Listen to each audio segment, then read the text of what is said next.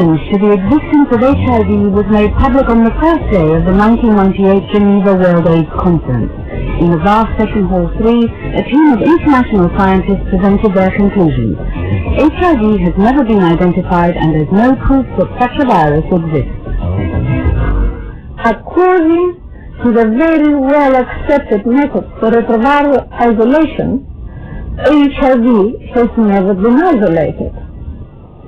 They claimed that HIV antibody tests cannot prove infection and that AIDS is not a sexually transmitted disease caused by a single infectious agent. Every single prediction of the HIV theory has failed.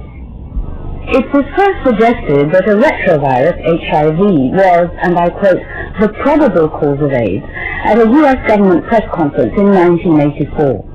Since then, it's been generally accepted that AIDS is an infectious disease transmitted through blood and sex.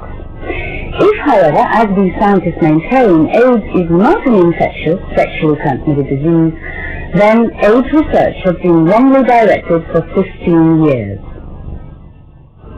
Isolation is necessary to identify any virus.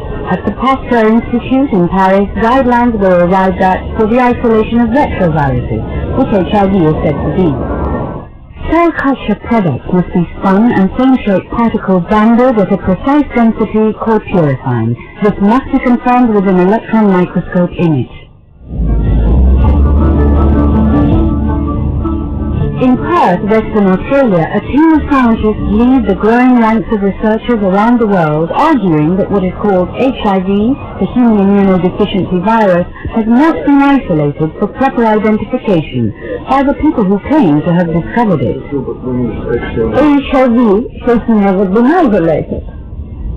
Its assumption has been postulated only by indirect means.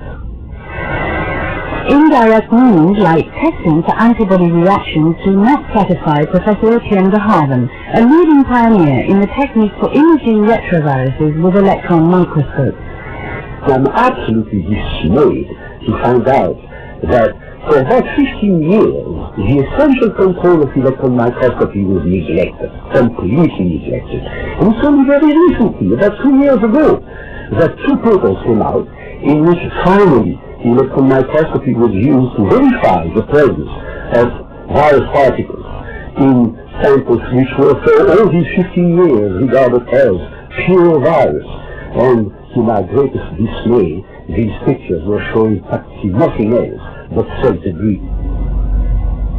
This magazine offers support and information for HIV-diagnosed people and publishes the work of scientists critical of the virus AIDS theory. In October 1997, Continuum published an interview with Professor Luc Montagnier, who first claimed to have discovered HIV. His team had not been able to purify HIV. Well, of course we looked for it. We saw some particles, but they didn't have the morphology of retroviruses. He later said, I repeat, we did not purify. It was startling that Professor Montagnier decided to acknowledge in his interview with Chanel Carrier and Continuum that as far back as 1983, his team were not able to purify anything that you might call HIV, despite what he termed a Roman effort. So we should be surprised that when the same thing was attempted by expert laboratories in Germany and the United States, who published their results in the journal Virology, what they found was proteins and cellular debris.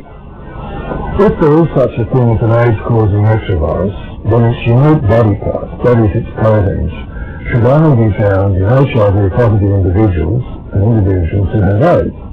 But this is not the case. All the principal HIV proteins have been found in all manner of cells and healthy human beings who are HIV negative. so can these commonly occurring protein markers ever prove the presence of HIV? There is no way to test for HIV. This is because all the tests are based on indirect markers, none of which has been validated by proving that the markers are positive only when the virus is present. The only type of test routinely used in England and Wales is called an ELISA antibody test.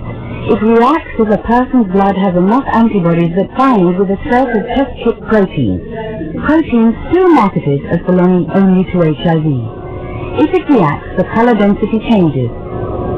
These changes are a matter of degree, high or low, not yes or no. Peter Nichols is a 25-year-old gay man. He volunteered to take part in a research project coordinated for Channel 4. His blood was tested on 3 HIV test kits commonly used by laboratories.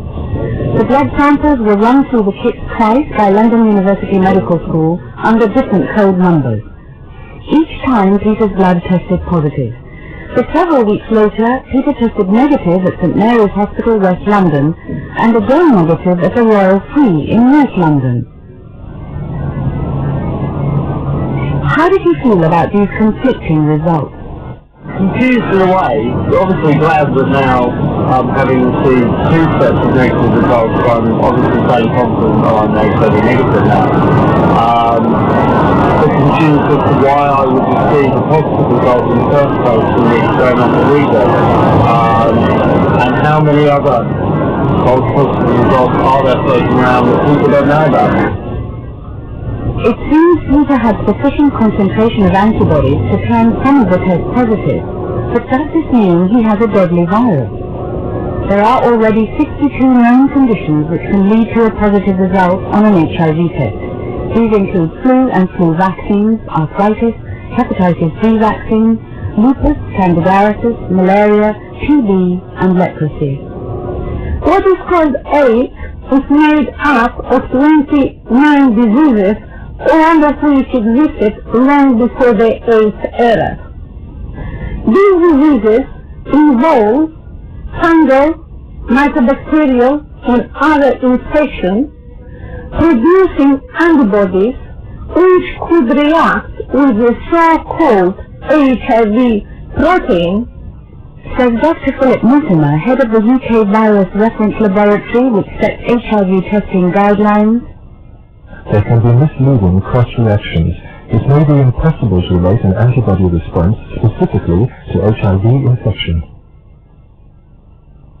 One of the world's leading manufacturers of the ELISA design of test says in its 1997 literature, ELISA testing alone cannot be used for diagnosing AIDS, even if it suggests a high probability that the antibody to HIV is present. Most people who test positive remain well. Indeed, antibodies are usually a sign of protection against illness. So what is causing what is described as AIDS?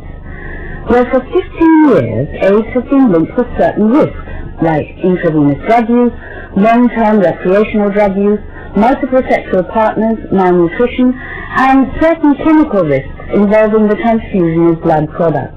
When the body is at risk, a process called oxidative stress can escalate.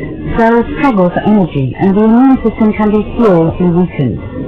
People who suffer from the illnesses grouped as AIDS show severe oxidative stress. The oxidative stress theory has remained true to all its predictions. For example, HIV AIDS patients are known to be oxidized. The degree of oxidation determines the rate of progression to AIDS, and antioxidants are able to curb this progression. There is a most urgent need to redirect research funding. Funds should go to laboratories working on other ideas totally independent from HIV and no longer restricted to laboratories working on a hypothesis which has never been proven.